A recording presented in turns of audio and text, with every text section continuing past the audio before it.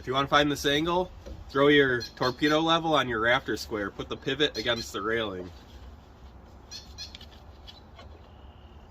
Rock it till it's level. It's like we have about 37 degrees.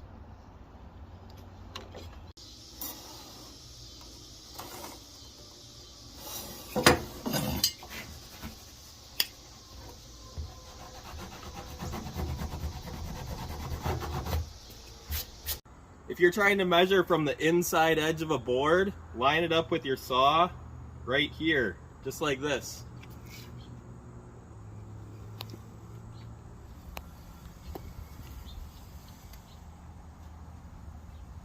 If you want to divide this board into 3 equal sections, take your measurement, 23 5/8. If that number is too hard to divide by 3, angle your tape until you hit a number that's easy to divide by 3, like 24. Lock in your tape at 24, make your marks at 8 and 16. Draw your lines. Now you have 3 equal sections.